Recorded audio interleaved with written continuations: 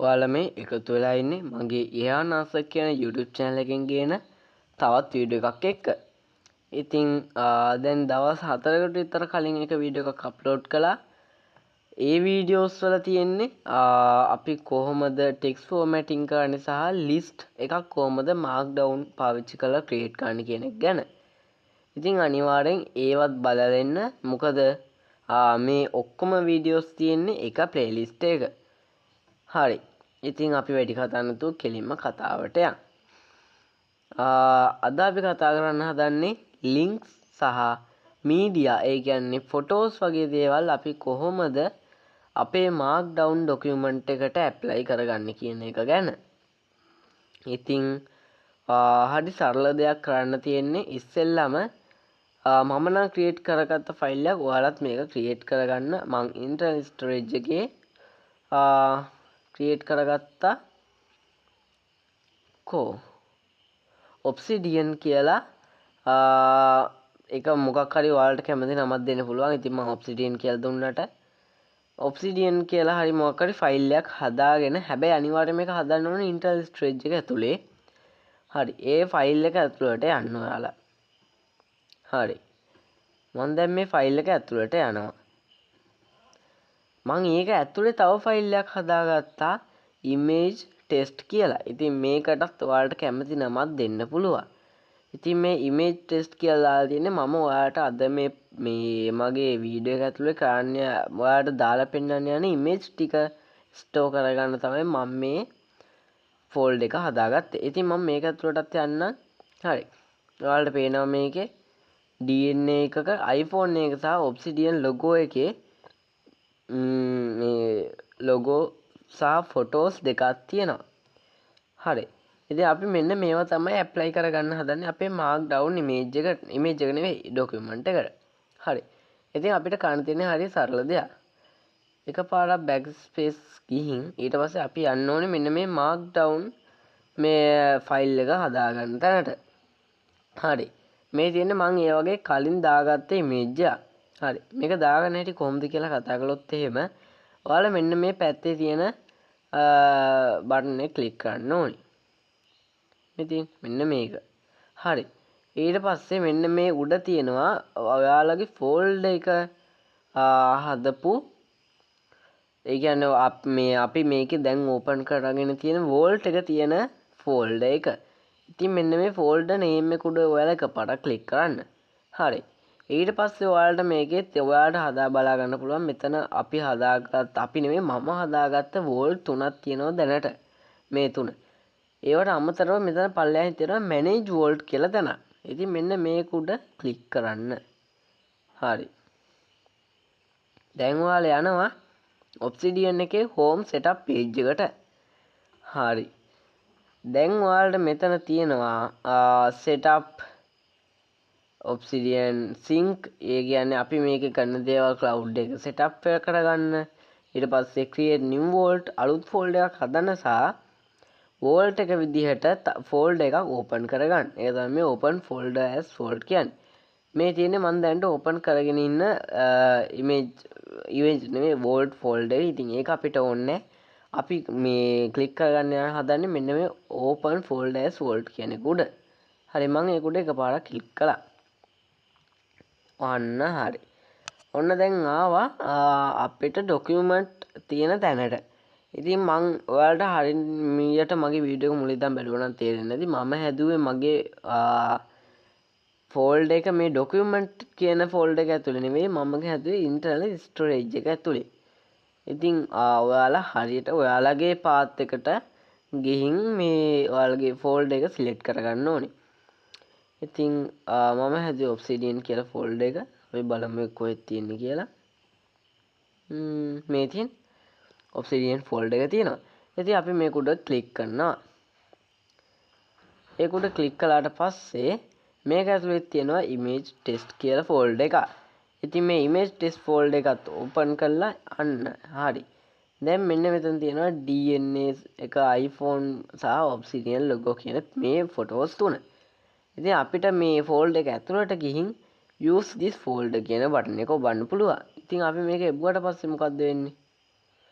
එතකොට මේ ෆෝල්ඩ් එක ඔබ්සිඩියන් එයාගේ වෝල්ට් එක විදිහට හදා ගන්නවා. හරි.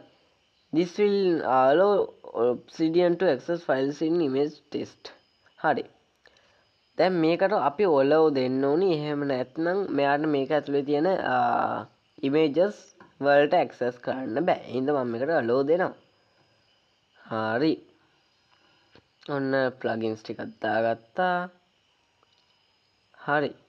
ඔන්න දැන් ඔයාලට පේනවා අපේ වෝල්ට් එක ඇතුලේ DNA iPhone Obsidian කියන ෆොටෝස් තුනම තියෙනවා.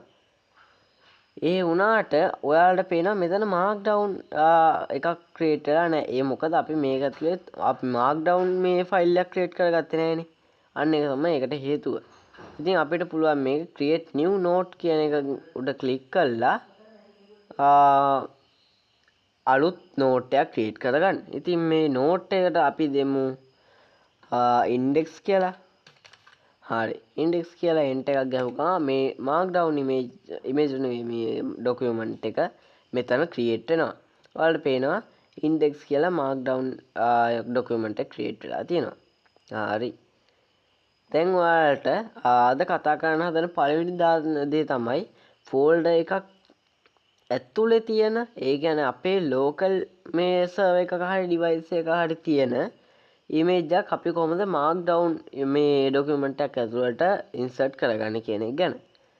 ඉතින් ඉස්සෙල්ලාම කියන්න ඕනි ඉමේජ් කියන කැටගරි එකේ කීස් හැම එකක්ම වගේ පටන් ගන්නෙ මෙන්න මේ හර්ෂාදී ලකුණ කියන එකෙන්. ඒ කියන්නේ මෙන්න මේක. හරි. හර්ෂාදී ලකුණක් දානවා. දැන් අපි මේකට ඉන්සර්ට් කරගන්න හදන්නේ අපේ ලෝකල් සර්වර් එකක තියෙන ඉමේජ් එක. ඒ හින්දා කොටු අරහන් දෙකක් දාගන්න ඕනි. හරි. කොටු අරහන් දෙකක් දාගත්ත ගමන් ඔයාලට පේනවා අපේ ෆොටෝස් තුන ඇවිල්ලා තියෙනවා.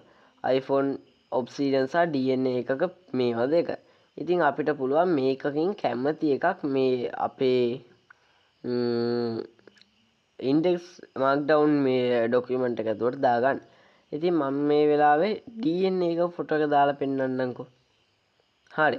දැන් මේක ඔයාලා මේක එක වරහණක් මේ වැහුව ගාම ඔයාලට පේනවා මේ ඉමේජ් එක නැති වුණා. හරි. ඉතින් දාන්න ගමම මේක ආයි එනවා. අපි මේක එන්ටර් එකක් කළාම මේ ලින්ක් එක වගේ තියෙන එක නැති වෙලා යනවා. ආයි ඉමේජ් එක උඩ ක්ලික් කළාම ඉමේජ් එකේ ප්‍රිවිව් එකක් බලා ගන්න පුළුවන්. හරි. අපි මෙතනින් ක්ලික් කරලා බෑක් ස්පේස් එකක් ගැහුවොත් එහෙම සම්පූර්ණ ඉමේජ් එකම නැති වෙලා යනවා. අන්න එහෙම වැඩක් තියෙනවා. අපිට එකපාරක් ඉමේජ් එකක් ඉන්සර්ට් කරගත්තට පස්සේ ආයේ ඉන්සර්ට් කෝඩ් එක වෙනස් කරන්න බෑ. හරි. මම ඒ විදිහට ඒ දාගත්ත විදිහට මම ඉමේජ් තුනම මේකට ඔයාලට දාගෙන පෙන්නන්න. හරි. මේකයි එන්ටර් එකක් දාගත්තා. හරි. ඔබ්සිඩියන් එකක් දාගමු. හරි. අන්තිම එක තමයි iPhone logo එක. ඔන්න ඒකත් අපි ඉන්සර්ට් කරගත්තා. ඔයාලට පේනවා 11 එකක ෆොටෝ එකක් තියෙනවා. ඉතින් අපි මේ ෆොටෝස් තුනම සක්සස්ෆුලි දාගත්තා ඔන්න අපේ ડોකියුමන්ට් එකට. හරි. දැන් අපිට ඊළඟට කතා කරන්න තියෙන දේ තමයි අපි කොහොමද මේ ડોකියුමන්ට් එකට එක්ස්ටර්නල් ඉමේජ් එකක් ඇඩ් කරගන්නේ කියන එක ගැන. ඉතින් ඔයාලා දන්නවා ඇති Google එකේ ෆොටෝ එකක් උඩ ඩබල් ක්ලික් කරලා හරි ඒක උඩ ක්ලික් කරගෙන ඉඳලා හරි අපිට පුළුවන් ෂෙයා කරන ලින්ක් එකක් හොයාගන්න. ඉතින් අන්නේ ලින්ක් එක තමයි අපි මේ ඉමේජ් එකේ URL එක විදිහට පාවිච්චි කරන්නේ. සරලවම කිව්වොත් ඉමේජ් එකක් ෂෙයා කියන බටන් එක ඉබ්බුවට පස්සේ අපිට ගන්න පුළුවන් ඉමේජ් එක. ඉතින් මම මේ ක්‍රමේ වැඩිපුර සජෙස්ට් කරන්නේ නැහැ. මොකද කිව්වොත් අපි Google එකෙන් ගන්න ෆොටෝස් අපේ ඕන චිප් එකක් ඇතුව නෙවෙයි ගන්නෙ. ඒ කියන්නේ ඒක තියෙන්නේ අපේ සර්වර් එකක හරි අපේ වෙබ්සයිට් එකක හරි නෙවෙයි. ඉතින් එතකොට ඒක වෙන කෙනෙක්ගෙන. එතකොට එයාට ඕනි වෙලාවක අයිතිය තියෙනවා ඒ ෆොටෝ එක අයින් කරන්න හෝ රීප්ලේස් කරන්න. ඉතින් ඒ වගේ වෙලාවක අපිට අපේ ෆොටෝ එක URL එකක් විදිහට දීලා තිබ්බොත් එහෙම එයා ඒ ෆොටෝ එක අයින් කරගාම අපි ටාගට් කරන ෆොටෝ එක අපිට නැති වෙලා යනවා.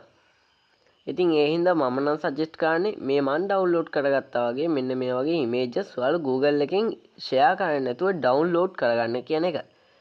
ඩවුන්ලෝඩ් කරගන්න බැරි හේතුවක් හරි නැත්නම් සර්වර් එකකට දාගන්න අමාරුවක් හරි මොකක් හරි ගැටලුවක් ආවොත් එහෙම කරගන්න තියෙන දෙවෙනි ක්‍රමය තමයි URL එක යූස් කරන එක. ඉතින් ඒක කරන්නේ හරි ලේසි ක්‍රමයකට. දැන් මේ වෙලාවේ මම ඉමේජ් එකක් ෂෙයා කරලා URL එකක් ගත්තේ නැහැ. ඒක ඔයාලට තමයි ටෙස්ට් කරන්න තියෙන්නේ. මං කියලා දෙන්නම් කොහොමද ඒක අපි ඉමේජ් එකක් දාගන්නේ කියලා. හරි. මම පටන් ගද්දිම කිව්වා ඉමේජ් ටැග් වල පටන් ගන්න හර්ෂාදී ලකුණෙන් කියලා. ඒක දැම්මා. කලින් නම් ඉන්ටර්නල් සර්වර් එකේ තියෙන එකට අපි කොටු වරහන් දෙකක් දැම්මා. ඒවට මේකේ දාන්නේ අපි එක කොටු වරහනයි. ඉතින් මේ කොටු වරහන ඇතුළට අපි දාන්න ඕනි මේ ඉමේජ් එකේ නම විදියට එන්න ඕනි එක. URL එක නම වෙලා හරියන්නේ නැහැ නේ. එහෙනම් මම මේකට දෙන්නම් ඉමේජ් කියලාම. හරි. ඊට පස්සේ අපි මේකට ස්පේස් නැතුව ඉස්සරහට ස්පේස් එක ගෙනihin දාන්න ඕනි සාමාන්‍ය වරහන. හරි. සාමාන්‍ය වරහනක් දාලා අපි මෙන්න මේ වරහන ඇතුලේ තමයි අපේ ඉමේජ් එකේ URL එක ටයිප් කරන්න ඕනේ. ඉතින් https ගැහුව ගමන් ඔයාලට පේනවා මෙතන example.png කියලා දාමු. හරි. දැන් ඔයාලට පේනවා මෙතන ඉමේජ් එකක් නෑ මේ URL එකට. ඒ වුණාට ඔයාලට පේනවා මෙතන ඉමේජ් එකක් තියෙනවා කියලා. ඉතින් මෙන්න මේ වගේ පෙන්නනවා ඔයාලා මේ ටාගට් කරන ලින්ක් එකකින් අපි ඉමේජ් එක ආවේ නැතොත්. ඉතින් ඔයාලට පුළුවන් ඔයාලා කැමති ඉමේජ් එකක් ෂෙයා කරලා මෙන්න මෙතන තියෙන වරහන් ඇතුළට ඒ ලින්ක් එක පේස්ට් කරලා ඉමේජ් එක ડોකියුමන්ට් එක ඇතුළට දාගන්න. මම මේ වැඩේ කියලා දෙනවා මගේ අන්තිම වීඩියෝ එක කියන මේ මාක්ඩවුන් වලින් කොහොමද මයින්ඩ් මැප්ස් ගන්න කියන වීඩියෝ එකේදී. ඉතින් ඔයාලට අනිවාර්යෙන් ඒක බලන්න වෙනවා. මේක තේරෙන්නේ නැත්නම් මං හිතනවා ඒක තේරෙන්නේ නැති වෙයි කියලා. ගොඩක් හදිස්සි නම් ඔයාලට පුළුවන් කමෙන්ට් එකක් දාගෙන යන්න. අනිවාර්යෙන් මං කමෙන්ට් වලට රිප්ලයි කරනවා. හරි. මේක අපි එන්ටර් කරමු. හරි. එන්ටර් කරගම ඔයාලට පේනවා ඉමේජ් එකක් නැති වුණාට ඉමේජ් කියලා ආවා මේ පොඩි අයිකන් එක. හරි.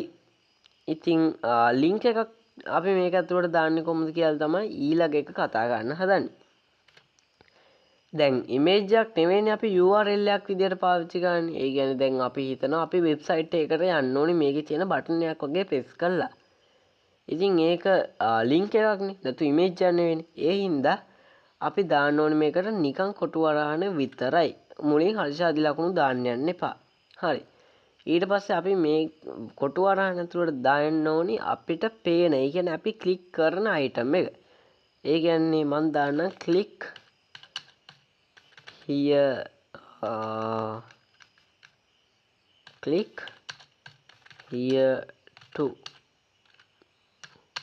go example.com website. හරි. ඔන්න මන් දැන් මේකේ නිකන් සාමාන්‍ය වාක්‍යයක් දැම්මා. දැන් හරි. මේ තියෙන්නේ මොකද්ද? මේ තියෙන්නේ අපි ක්ලික් කරන ටෙක්ස්ට් එක. ඊළඟට ක්ලික් කරන ටෙක්ස්ට් එක විතරක් තිබිලා වැඩක් නැහැ නේ. මේකට තියෙන ඕනේ ක්ලික් කළාම යන ලින්ක් එකක්. ඒ ලින්ක් එක දෙන්න තමයි තියෙන්නේ සාමාන්‍ය වරහන. ටයිප් වෙන්නෙම නෑ. හරි. සාමාන්‍ය වරහන දැම්මා. සාමාන්‍ය වරහන ඇතුලේ අපි දාන්න ඕනේ දැන් මම මේකට example.com කියන්නේ දුන්නේ. ඒ හින්දා අපි මේක ඇතුලේ දාන්න ඕනේ අපේ ටෙක්ස්ට් එක ඕල් ටෙක්ස්ට් එක කොහොම ක්ලික් කළාම මොන වෙබ්සයිට් එකටද යන්න ඕනේ කියන එක. https://www.example.com/ හරි. දැන් ඔයාලට මේක දැම්මම පේනවා මෙන්න මෙතන පොඩි අයිකන් එකක් තියෙනවා. මේ තියෙන්නේ මේ ප්‍රිවිව් මේ අයිකන් එක. ඉතින් මේක සාමාන්‍ය පැත්තට මේ පැත්තට දෙම එන්ටර් කළා. හරි. දැන් මෙතන තියෙනවා click here to go to example.com website කියලා. ඉතින් අපි මේක උඩ පොඩ්ඩක් කෝඩ් කළාම hover එකක් විදිහට පෙන්නනවා අපේ cursor එකේ icon එක හතක් වගේ touch කරන item එකට මේ set වුණා.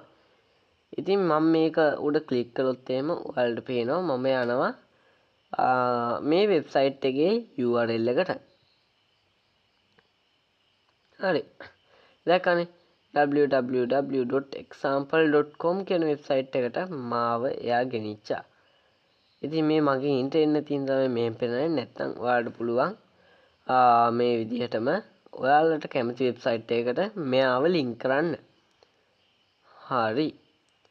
ඔන්න ඉතින් අද වැඩෙත් ඉවරයි. ඉතින් ඊළඟ වීඩියෝ එකේදී මම කතා කරන්න හදන්නේ tables ඒ කියන්නේ වගුවක් කොහොමද markdown පාවිච්චි කරලා ගහන්නේ කියන එක ගැන. ඒක තමයි ගොඩාක් කට්ටියට ගොඩක්ම ප්‍රශ්න තියෙන වීඩියෝ එක. අනිවාර්යෙන් ඒකත් බලන්න කියලා මම ඔයාලට කියන ගමන් මම යනවා ඊළඟ වීඩියෝ එක රෙකෝඩ් කරන්න. එහෙනම් goodbye guys.